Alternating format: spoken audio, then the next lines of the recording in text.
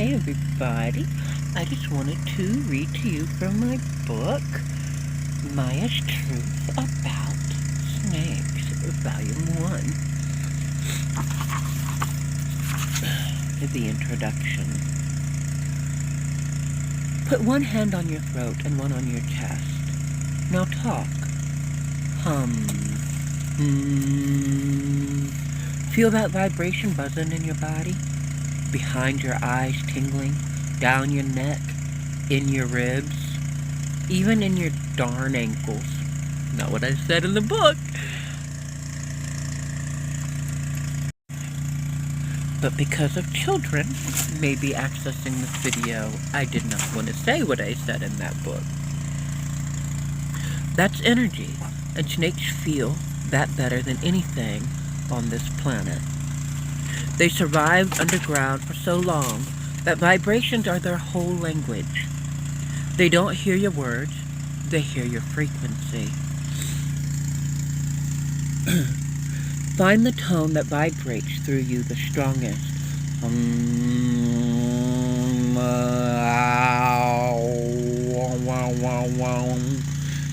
That's the one your snake listens to.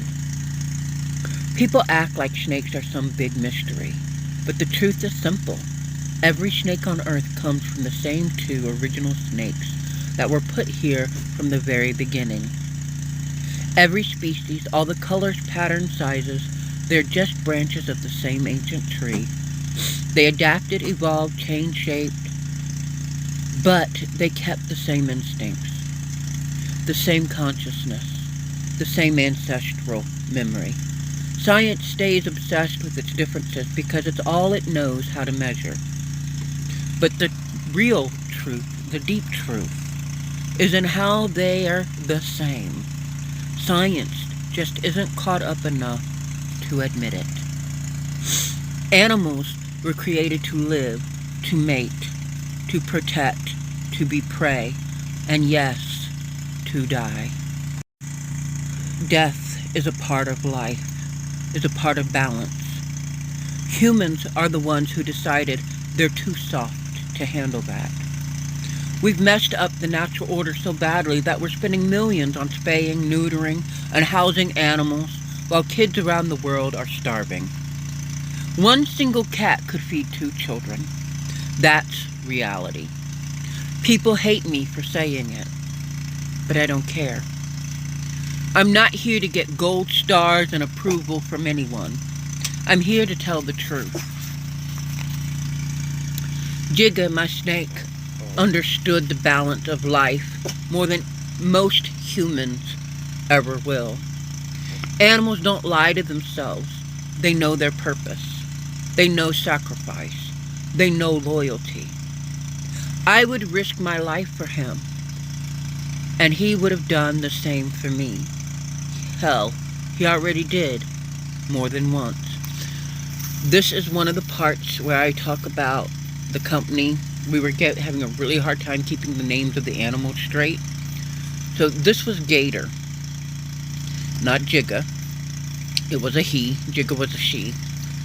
Jigga was a snake and Gator was a dog. So I was talking about Gator in that paragraph, but the names are getting mixed up and I got tired of dealing with it. So we just went ahead and made this a non-fiction fiction book, you know, based on true stories, and didn't worry about the names anymore and gave up on that.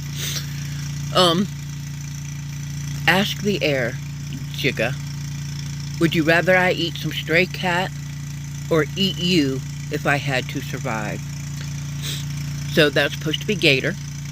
I would have asked Gator, and Gator would have rathered. Okay? See what voice comes back. I already know the answer he gave me. Take me. That's what Gator would have said. He would have said, take me. He wasn't just a snake. He was protection. And see, it was supposed to say dog, and they called Gator a snake, but Gator's a dog. It was just getting too confusing and too hard to correct every detail in this book. So I just let it go. But that is one reason why I'm reading it now, and you just have to enjoy it as a fiction, non-fiction read. Just a story. Okay? Just like a a storybook, you know. He was protection, real spiritual protection. He stood between me and danger without making a sound. The day he blocked that man in the motel, the one who turned out to be a convicted rapist, he didn't growl or hiss. He didn't threaten. He just kept shifting his body between us over and over, between me and that convicted rapist. I didn't know at the time that he was a rapist. But Gator's whole energy said, no, you don't get access to her. Politely. People have no idea what snakes are capable of. They're not dangerous when they're raised right. It's supposed to be a dog, a pit bull. I was talking about Gator in this. Snakes are capable of what dogs are capable of. They're not dangerous when they're raised right, but snakes too. It goes well for snakes. They're not violent when they're respected. And with proper handling, conditioning, and training, both for the child and the snake, they can be some of the safest pets you'll ever have. Safer than cattle, safer than horses, safer than most dogs. Snakes can be safer than most dogs. I watched an autistic little boy who couldn't settle, couldn't sleep, couldn't stop screaming, go completely calm, just watching my snake move through the branches of my tall tree. Slow, steady, mesmerizing. He listened when I told him the snake gets scared if he yells or throws things. He respected the snake more than he respected most adults. Why? Because snakes carry a presence humans can't fake. These are the truths people are too scared, too sensitive, or too sheltered to say out loud. So I'm saying them. This book is for the ones who want the real story, not the sugar-coated version. Miahs' truth about snakes is the real, unapologetic truth about snakes. Not the cartoon villain version people make up, but the living, conscious, ancient creatures they really are.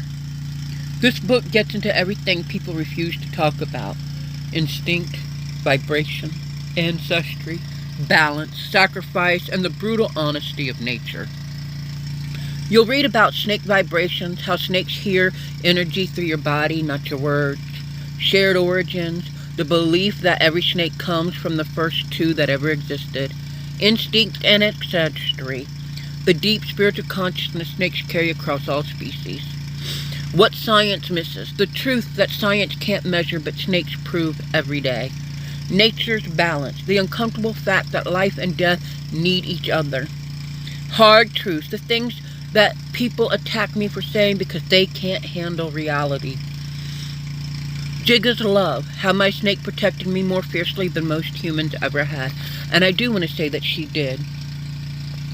She would squeeze and constrict, like, because she was, a python, so she was a constrictor. She would constrict when something wasn't right in someone's energy, so she did do that. But most of the stories in here that mention her name were about gators, so most, not all, but most. Jigga's sacrifice, why I know he would give his body to feed me if I needed it.